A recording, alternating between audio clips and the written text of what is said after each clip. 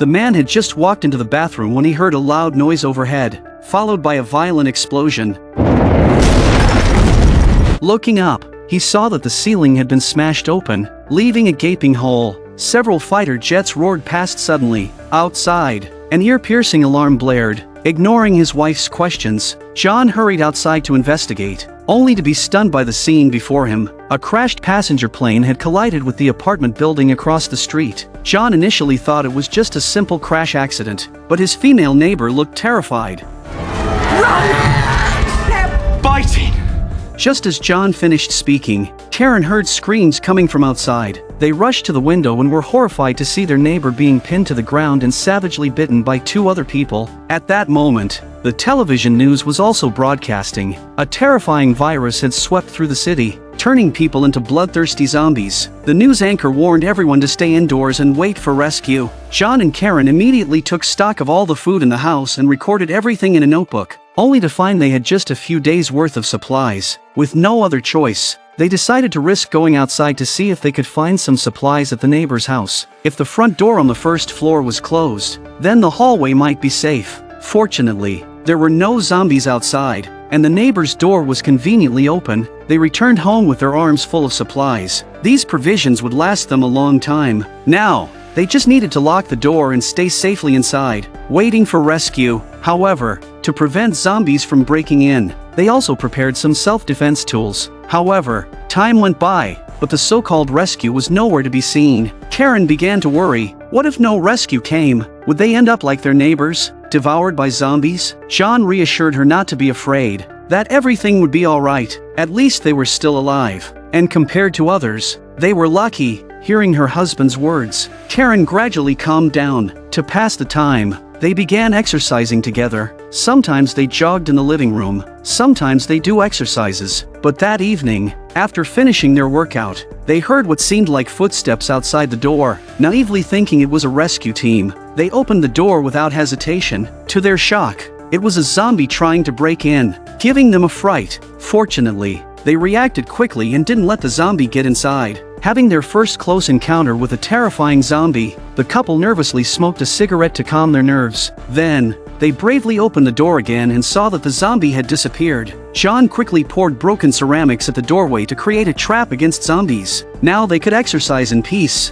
but within a few days, their lives were interrupted by a knock on the door again. Having experienced the previous crisis, they were extremely cautious. They hid their weapons behind them and carefully opened the door. Outside stood two survivors. After a quick greeting, they asked the couple to take them in. Karen was about to refuse, but kind-hearted John immediately agreed. After all, it wasn't easy for anyone in the apocalypse. Little did they know, this decision nearly cost them their lives. Through conversation, they learned the two people were also a married couple, but as soon as they sat down, Leo asked John if they had any food because they hadn't eaten in days. Having taken them in, John naturally had no choice but to agree to fetch them some food. While John fetched the food, Karen couldn't help but complain. After all, their own food supply was already limited, and now with two more people, how would they sustain themselves?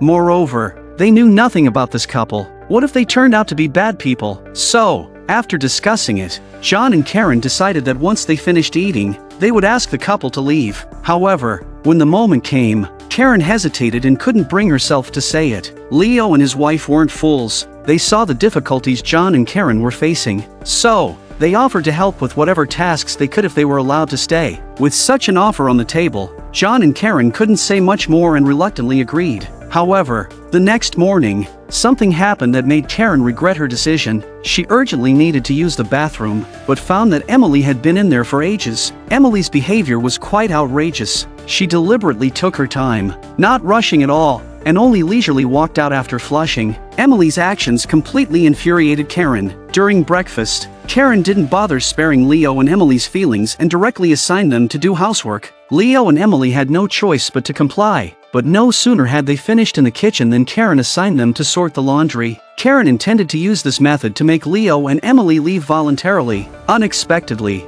instead of retreating, Leo and Emily hatched a sinister plan in the bedroom. They decided to kill Karen and John and take over the house. After discussing it, they planned to act that night. When Leo and Emily came to the living room, they found Karen and John fast asleep on the couch. Seeing such a perfect opportunity, Leo and Emily decided to act immediately. Do what? But Karen woke up and heard them. Emily awkwardly picked up a book and said she just wanted to cook some of her specialty dishes for them, but Karen had seen through everything. Let me bake them though. After all, you're our guests. After saying that, Karen asked Leo and Emily to sit on the couch and rest for a while. Then she called her husband into the kitchen. She told him what she had overheard. John found it unbelievable and suggested they wait and see what happens, but Karen didn't want to sit around and wait to be attacked. She wanted to strike first. Meanwhile, Leo and Emily in the living room seemed to sense something, and they began to move their wrists in preparation for a big fight. Then they saw Karen come over with freshly made desserts. Emily was a bit wary, afraid there was something in them, but Leo picked up a piece of dessert and put it straight into his mouth, praising it as he ate. Seeing her husband enjoying it so much, the hungry Emily couldn't resist and started eating too. Little did they know, Karen had indeed tampered with the desserts. Soon, Leo and Emily began to feel unwell, and after struggling for a moment, they lost consciousness. This scene was beyond Karen's expectations. She thought Leo and Emily had just fainted, but they were actually dead. They had no intention of hurting anyone but had unintentionally become killers. Since the situation was irreversible, their immediate task was to deal with the bodies. When John returned to the living room, he found that Leo had come back to life, but he looked different. Karen grabbed the handgun and pulled the trigger. To their surprise, the next second, Emily also slowly got up.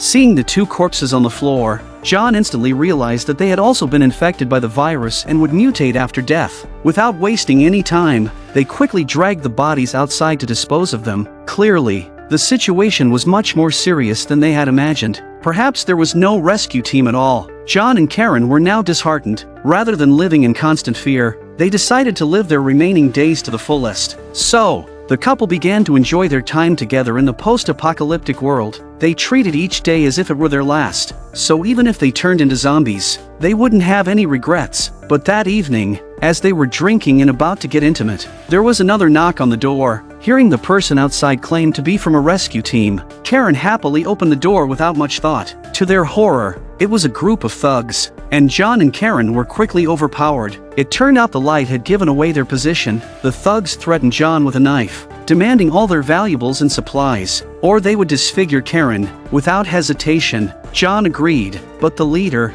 Martin, had other intentions and forcefully took Karen to the bedroom with ill intent. Knowing she couldn't overpower him, Karen pretended to comply to make Martin lower his guard. The moment Martin's companion called him, Karen seized the opportunity, grabbed some flour from the bedside table, and threw it at him. Then she opened the drawer, took out a small knife, and killed Martin. Hearing the commotion, the other two thugs rushed in. Seeing Martin lying in a pool of blood, they approached to check, giving John the chance he needed. John grabbed the handgun and pulled the trigger decisively. The remaining thug immediately surrendered but couldn't escape his fate. With the crisis over, John and Karen quickly disposed of the bodies. Just as they returned to their room to rest, they suddenly heard a broadcast outside. It was a rescue team calling for survivors. The couple, seeing a glimmer of hope, rushed to the window and shouted loudly, but no matter how much they screamed, the rescue helicopter in the sky couldn't hear them. Realizing this was their only chance for rescue, John and Karen decided to risk going outside to call for help.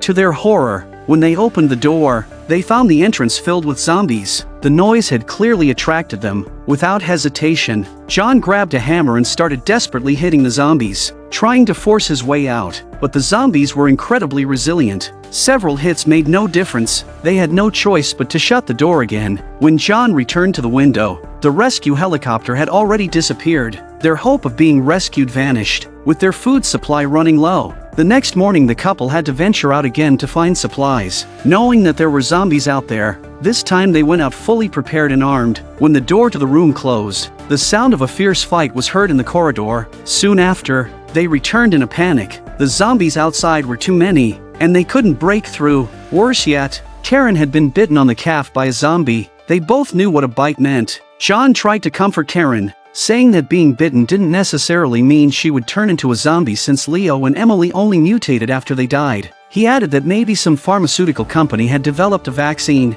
and all they needed to do was keep waiting for rescue, but they both knew he was just trying to fool himself. The next morning, Karen suddenly woke up, feeling something terribly wrong with her body, a kind of unbearable hunger. Fearing she might hurt her husband, Karen decided to leave without saying goodbye, but the alert John still found out. He couldn't let his wife leave and even went so far as to cut his palm to use his blood to stave off Karen's hunger. Karen initially refused, but her bloodthirsty instincts drove her to drink. This method worked, temporarily easing Karen's hunger, but it wasn't a long-term solution. Karen knew her fate was to eventually become a zombie, and she couldn't bear to see her husband keep hurting himself. But John still held onto a glimmer of hope. He was determined not to give up until the rescue team arrived. They waited for rescue while dreaming of a beautiful future. John looked at Karen with deep affection and told her that soon, the rescue team would knock on their door, and they would be saved. Karen would get vaccinated, and they would live a happy life. They would have a child, buy a bigger house in the countryside, and grow old together.